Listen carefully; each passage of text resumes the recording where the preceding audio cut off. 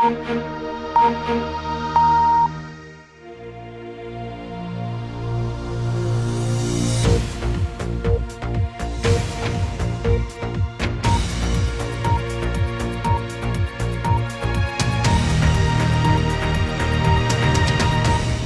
barka da sake saduwa da ku a cikin shirin ga takaitattun labaran duniyar da wasanni daga nan BBC.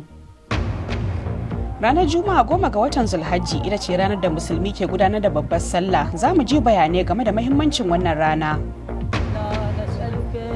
Ana samun karuwar waɗanda korona ta kashe a ƙasar Iraki wadda yaƙi ya ɗaiɗaita fannin kiwon lafiyarta. Gobe ce ranar 10 ga watan Zulhijja wanda musulmi a faɗin duniya za su gudanar da babbar sallah. Kuma a wannan ranar ce dai aka buƙaci musulmin da Allah ya horewa su yanka dabban layya. Dr. Jabir Sani mai hula a Najeriya ya yi mana ƙarin bayani game da mahimmancin wannan ranar ta sallah da kuma abubuwan da ake son musulmi ya yi a wannan ranar. Ranar sallah, ranar idi wadda ke ita ma rana ce mai girma da ɗaukaka inda Allah. Kamar yadda annabi sallallahu alaihi wasallam yake cewa mafificin yiniku shine yinin layya da yinin da ke bayanai su ne mafifici. Shi yinin layya shi ake manya-manyan ibadodi don shi ake ce mai yawmul hajjil akbar, mafi yawan manya-manyan ibadodin da ake na aikin hajjaran na ake yawan ayyuka. Kaga arfa abu ɗaya ne kawai za a yi tsayuwar arfa. Ranar sallah daidai lokacin da alhazai ke bar Muzdalifa suna kabbarori za su je Mina wajen jifar jamra, daidai wannan lokacin su kuma mutanen da a gida waɗanda ba aikin hajji suke ba sun bar gidajensu dama tun da safe ne, su ma sun kama zuwa wajen sallar idi, su ma suna kabbarori. Idan alhazai suka isa Mina za su jefi jamra, abinda Hausa ke ce ma jifar shedan, za su jefi jamra da dutsi 7 suna Allahu akbar. Su kuma musulmi suna fakon idi su ma suna Allahu akbar, suna kabbara 7. Wata aikin yana da alaka da juna sosai. Kabbara wajen jifa, kabbara wajen jifa, kabbara wajen tafiya, kabbara 7, jifa 7, kabbara 7 kafin a tadda sallar, kafin farkon tadda sallar idi, kafin a fara karatu. Aiki na 3 shine alhazai za su je wajen aski. Daidai lokacin da alhazai za su je wajen aski, su kuma mutanen gida su ma sun buƙaci su je wajen aski da yankan kumba saboda sun kwan 10 ba su yi taɓa gashin jikinsu ba, kamar da hadisi ya inganta duk wanda yake so ya yi layya wannan watan ya kama na Zulhijja kada ya ɗibi kumbar shi ko gashin jikin shi ko wani abu na jikin shi, haka shi ma zai je ya yi wannan. Abu na 4 alhazai za su je ɗawafin ɗakin Allah, su kuma wanda a gida zaune ba su tsawafin ɗakin Allah. Hani shine bambancin wanda ya je aikin hajji da wanda yake gida. Haka mun ga wa'annan abubuwan guda 7 dukkanin su ibadu ne wanda ake a wannan ranar, 4 ga mai aikin hajji, 3 ga wanda yake zaune a gida. To za ku iya samun wasu bayanai akan wannan labarin da ma wasu su a shafinmu na intanet bbchausa.com wanda za ku iya samu akan wayoyinku na salula. To yanzu kuma ga wasu ƙarin labaran duniyar. Shugaba Trump na Amurka ya yi kiran a ɗage zaben da za a yi a watan Nuwamba mai zuwa. A cewar sa karuwar da ake samu ta yin zaɓe ta hanyar aiki wasiƙu gidan waya zai haifar da magudi da kuma sakamakon zaɓe maras inganci. Duk wadda cewa babu wata shaida kan wannan ikirari nasa, sai dai dukkanin jam'iyyun Democrat da Republican sun yi watsi da wannan shawara. Ƙasar Brazil ta ɗage haramcin tafiye-tafiye zuwa ƙasashen ƙetare da shigowar baƙi ta jirgin sama duk wadda karuwar yaduwar cutar corona. Ɗage haramcin na zuwa ne a daidai lokacin da Brazil in ta samu karuwar waɗanda corona ke kashewa a kowace rana. Sama da mutum 90,000 ne suka mutu a Brazil ɗin tun barkewar cutar, kuma ƙasar ita ce ta biyu da corona ta fi wa ɓanna a duniya.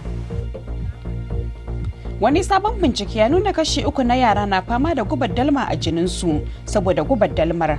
Hakan dai na sanya lafiyar su cikin haɗari. Binciken ya yi gargaɗin yaran na cikin haɗarin samun tawayar kwakwalwa da kuma ciwon zuciya. Yawanci da gubar dalmar na fitowa ne daga kayayyakin da ba a sabunta su ba ta nagarta, misali batira da kuma kayan masana'antu kamar wurin haƙar ma'adinai da sauransu. Karuwar da ake samu ta waɗanda cutar corona ta kashe a ƙasar Iraki ta janyo masana'antar da ke aikin kankare na rufe kabari ba za ta iya samar da shi wadatacce ba. Kawo yanzu dai mutane 4,500 ne cutar ta corona ta kashe a ƙasar.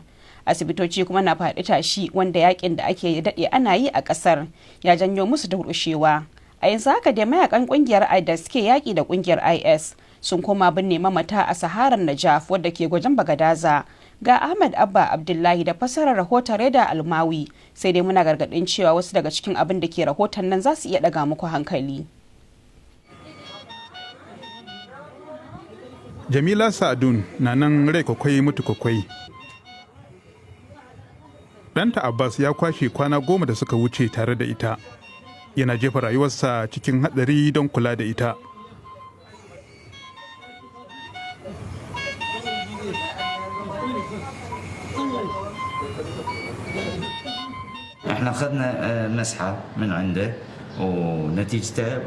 Mun gwada shi amma har yanzu sakamakon bai fito ba. Mahaifiyarsa ce, dole ya sadaukar da rayuwarsa domin ta. Kowa ma zai iya yin hakan. Musamman a nan Iraki muna ji da uwa, haka ma uba. Idan suna bakin mutuwa dole ne mu kasance tare da su. Ana karancin ma'aikata sosai a yaƙi da corona. Dr. Ja'far Nasir ya ce rabin ma'aikatan lafiya ne kawai yake da su. Suna fuskantar tashin hankalin kula da marasa lafiya, sannan kuma suna jefa iyalansu cikin haɗari. Na sa wa mahaifiyata da babana da 'yan uwana maza da mata cutar corona. Ni na kashe mahaifiyata, tana zaune gida lami lafiya na kai mata ƙwayar cutar saboda ina aiki a asibiti.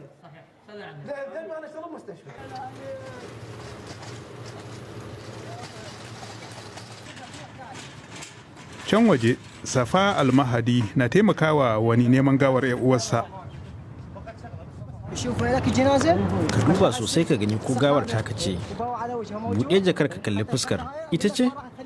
Kafin annobar corona, Safa direban tasi ne, amma yanzu yana kai gawawwaki makabarta.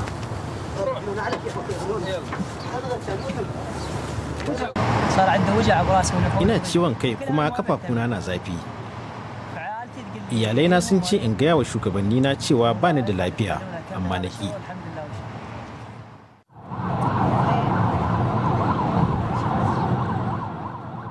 A dukkan makabartu ba a karɓar gawawwakin mutane da corona ta halaka. Don haka Safa yana kai su wata sabuwar makabarta ce da ke cikin hamada a kudancin Bagadaza. Dukan kabarbara 3,000 na waɗanda suka mutu ne da corona.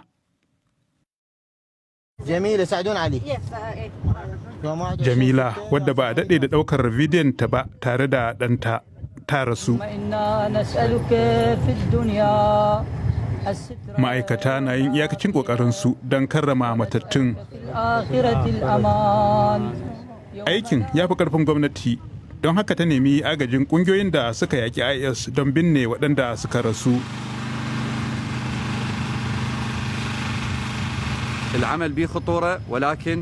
Aiki ne mai haɗari, to amma 'yan uwanmu ne. Kamar yadda muka yaƙi IS, haka a yanzu muke yaƙar wannan ƙwayar cutar da ba ma gani.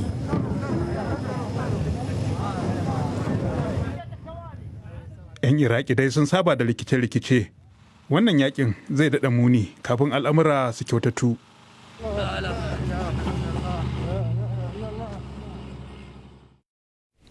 To sai kuma wasanni, inda kungiyar da kasar Saudiya ke marawa baya domin sayan kungiyar kwallon kafa ta Newcastle United ta janye daga wannan batu.